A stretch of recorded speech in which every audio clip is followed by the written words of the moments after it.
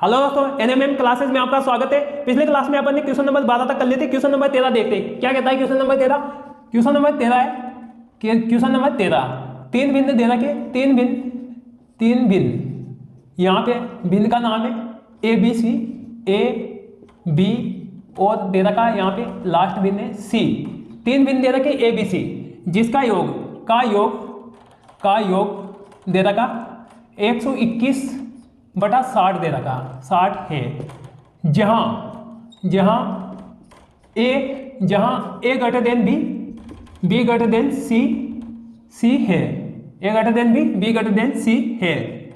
तो जब लिख सकते हैं जब सी को बी से विभाजित किया जाता है, बी से विभाजित किया जाता है, विभाजित चलो विभाजित ऐसे लिखते हैं, विभाजित किया जाता है, विभाजित किया जाता है। सी को बी से विभाजित किया जाता है, सी को बी से विभाजित किया जाता है। तो परिणामी भिन्न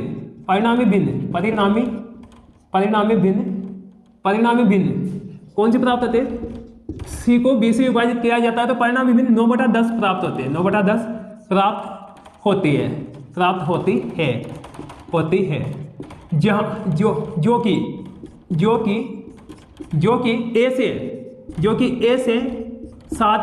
ए से 3/20 अधिक है।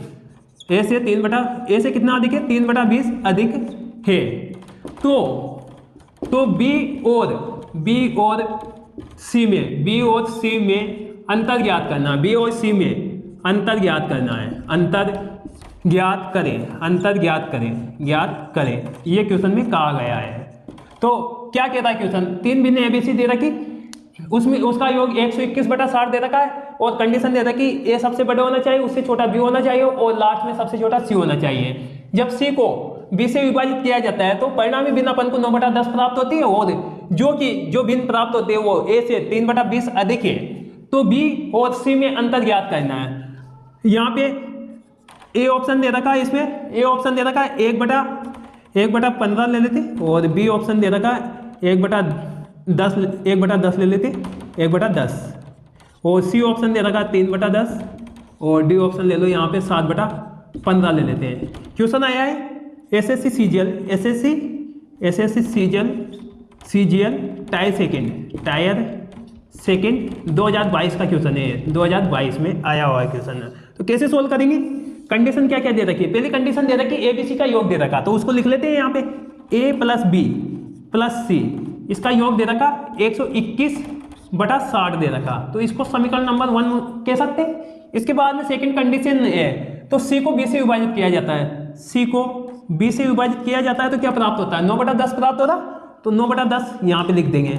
तो इसका यहाँ से अपन सी की वैल्यू निकाल सकते हैं 9/10, यहाँ पे बी इधर आ जाएगा, इसको 2 बोल सकते हैं। इसके बाद में दे रखा जो परिणामी भिन्न आई है जो कि ए से 3/20 अधिक है, तो यहाँ पे 9/10 आया है जो किससे अधिक है? ए से। ए प्लस 3/20 कर सकते हैं, ये इसकी इक्वल हो जाएगा। आगे सॉल्व करते हैं इसको। तो यहाँ पे इसको चलो यहाँ पे ए को इस साइड में ले लेते, चलो यहाँ पे 3/20 इस साइड में आ जाएगा, यानी 9/10 माइनस 3/20 हो जाएगा, ये ए की वैल्यू आ जाएगी। अब ए को इधर लिखो या उधर लिखो, बाकी टर्म को इधर लिख लेते हैं। तो यहाँ पे एलसीएम आ जाएगा 20 आ जाएगा। अब यहाँ पे 20 में 20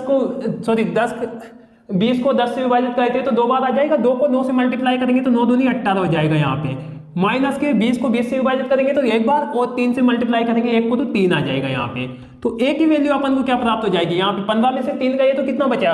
18 में से 3 गए तो यहाँ पे 15 बच जाएगा, 15/20 आ जाएगा यहाँ पे। अब इसको काट लेते हैं यहाँ पे, तो 3 से काटते हैं 5 से काटते हैं यहाँ पे 5 3 15, तो 3/4 अपन को ए की वैल्यू प्राप्त हो जाएगी। तो यहाँ पे ए की वैल्यू क्या आ जाएगी? 3/4 आ जाएगी। और सेकेंड है ए की वैल्यू आ गई अपन को। अब यहाँ से अगर सी की वैल्यू निकालनी है तो बी की वैल्यू निकालनी पड़ेगी यहाँ पे पहले। तो यहाँ पे ए की वैल्यू अगर इक्वेशन नंबर 1 में रख देते हैं और सी की वैल्यू रख देते हैं, बी की वैल्यू अपन को प्राप्त हो जाएगी।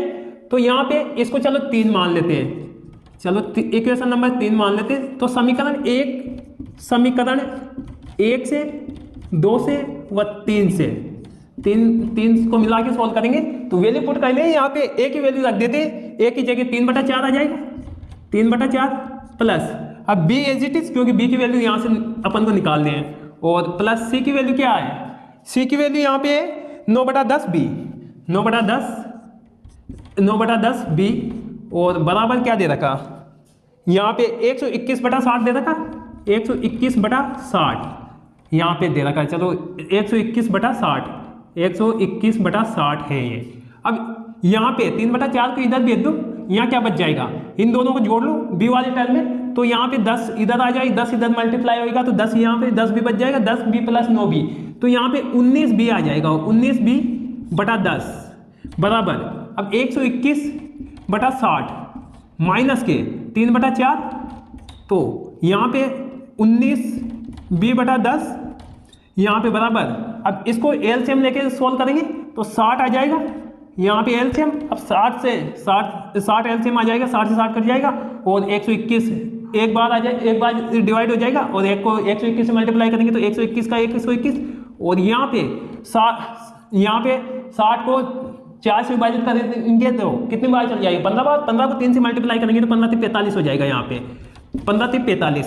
अब यहाँ पे कितना आ जाएगा, बी की वैल्यू निकालनी, बी की वैल्यू निकालनी है, तो 121 में से 45 गए, तो अब 1 में से 5 गए तो यहाँ पे 11 जाएंगे नहीं, तो 11 हो जाएगा, एक दाएं उधार लेंगे तो 11 में से 5 गए तो यहाँ पे कितना बचा, 6 बच गया, और यहाँ पे 12 में से एक इधर ले लिया था, 11 बचा, तो 11 में से यहाँ पे 4 गए तो कितना बचा, 7 बच जाएगा, बटा 60 आ जाएगा। अब ये 19/10 इधर जाएगा तो कितना हो जाएगा, ये हो जाएगा 10/19, 10/19 हो जाएगा, 1 0 से 1 0 काट लो, 19 चौक कितने होते हैं 76, और 2 से काट लो 2 बार, और ये 3 बार, तो बी की वैल्यू अपन को फाइनल यहाँ पे बी की वैल्यू आ जाएगी 2/3 अपन को प्राप्त होगी।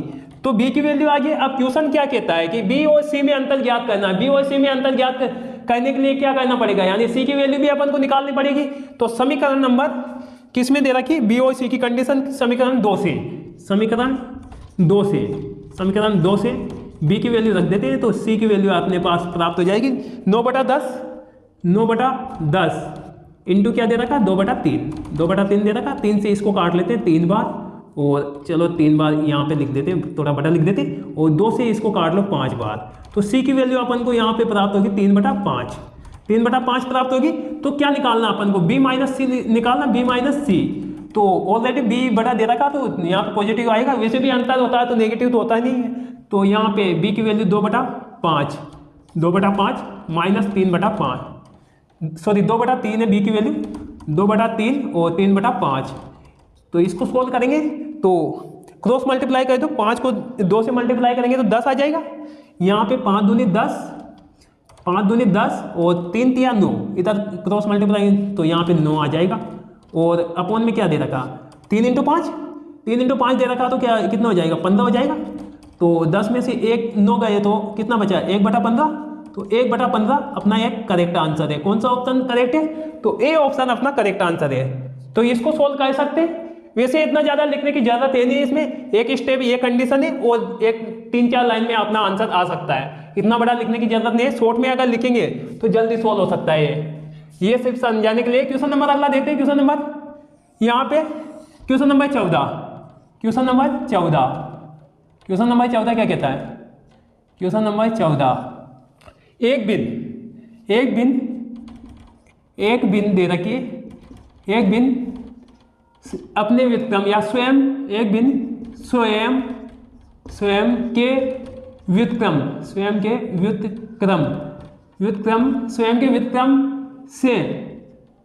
के व्युत्क्रम से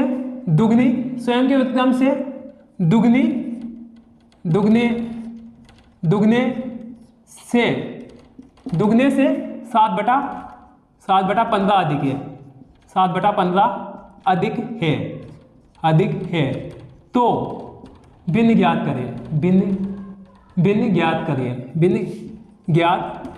करें, ये क्वेश्चन में कहा गया है। एक भिन्न दे रखी स्वयं के व्युत्क्रम से एक भिन्न जो दे रखी स्वयं के एक भिन्न स्वयं के व्युत्क्रम से दुगने से 7/15 अधिक है। जो भिन्न दे रखी है वो स्वयं के व्युत्क्रम से स्वयं के व्युत्क्रम के दुगने से, चलो यहाँ पे के कर लेते हैं, स्वयं के व्युत्क्रम के दुगने से 7/15 अधिक है। तो भिन्न ज्ञात करनी है अपन को। ये ऑप्शन दे रखे यहाँ पे, ए ऑप्शन दे रखा 3/5 दे रखा, बी ऑप्शन दे रखा यहाँ पे 5/3 और सी ऑप्शन दे रखा यहाँ पे, सी ऑप्शन 3/4 और डी ऑप्शन दे रखा यहाँ पे, डी ऑप्शन 4/3 ले लेते हैं। क्वेश्चन आया है एसएससी CHSL 2017 का क्वेश्चन है यहाँ पे। तो कैसे सोल्व करेंगे ये अपन देखते हैं। इसमें तो एक चीज देखते हैं, इसमें एक भिन्न के व्युत्क्रम के दुगने से एक भिन्न स्वयं के व्युत्क्रम के दुगने से, स्वयं के व्युत्क्रम के दुगने से 7/15 अधिक है। तो भिन्न मान लेंगे, माना भिन्न x है, माना भिन्न x है, x मान लेते हैं। तो x मानेंगे तो भिन्न दे रखी x। अब ये भिन्न दे रखी स्वयं के व्युत्क्रम से, स्वयं के व्युत्क्रम यानी इसका व्युत्क्रम ये होगा, व्युत्क्रम के दुगने से 7/15 अधिक है, 7/15 लिख लेते हैं। अब x वाली टर्म एक तरफ आ जाएगी तो x यहाँ पे इधर आएगा तो ये माइनस हो जाएगा 2/x और यहाँ पे 7/15 एज इट इज। अब इसको x को इधर मल्टीप्लाई करते हैं तो x² हो जाएगा -2, अब अपोन में x आ जाएगा, चलो x यहाँ पे लिख देते हैं और 7/15 क्रॉस मल्टीप्लाई करेंगे तो 15x² हो जाएगा और इधर आएगा 15 -30 और बराबर आ जाएगा 7x। अब 7x को इधर ले आते हैं तो 15x² -7x -30 बराबर 0, ये आ जाएगा। अब ये इक्वेशन बन गया अपने। अब इसके फैक्टर करेंगे तो यहाँ पे 15 और 30 कितने होते हैं, 15 तो 45 यानी 450 आना चाहिए। ये 7x के ऐसे फैक्टर करने जो कि मल्टीप्लाई करने पे तो 450 आए और जोड़ने या घटाने पर -7 आना चाहिए। तो यहाँ पे ऐसे फैक्टर क्या हो सकते हैं, ऐसे फैक्टर ऐसे हो सकते हैं। तो यहाँ पे ऐसा 25 × 18 करेंगे, 25 × 18 कितने होते हैं, 450 होते हैं। तो यहाँ पे 25 को पहले लेंगे क्योंकि नेगेटिव आ रहा तो यहाँ पे बड़ी संख्या नेगेटिव होगी यहाँ पे। तो 25x माइनस के 18x और -30 है बराबर 0 के इक्वल कर देते हैं इसको। अब यहाँ पे 5x कॉमन ले लेंगे, 5x कॉमन लेते हैं तो क्या आ जाएगा 3x माइनस के 5 और इधर क्या आ जाएगा यहाँ पे, चलो इसको प्लस लेंगे, यहाँ पे इसको प्लस लेते हैं +18x ताकि ये यहाँ पे -7x बच जाए और प्लस बीच में लगा देंगे। यहाँ पे कितना आ जाएगा 6 कॉमन ले लेते हैं, 3x माइनस के 5 बराबर 0। अब यहाँ पे 3x -5 ये कॉमन आ जाएगा, कितना बच जाएगा 5x + 6 बराबर 0। अब दोनों को इक्वल कर लो 0 के। तो पहले 3 यहाँ पे 3x माइनस के 5 इसको 0 कर लेते हैं और सेकेंड टर्म में 5x + 6 बराबर 0 कर लेते हैं। यहाँ पे x की वैल्यू आ जाएगी यहाँ पे 5/3 और यहाँ पे x की वैल्यू आ जाएगी, x की वैल्यू यहाँ पे आ जाएगी -6/5। अब कौन सा ऑप्शन में है, 5/3 है तो ये अपना करेक्ट आंसर हो जाएगा, बी वाला अपना करेक्ट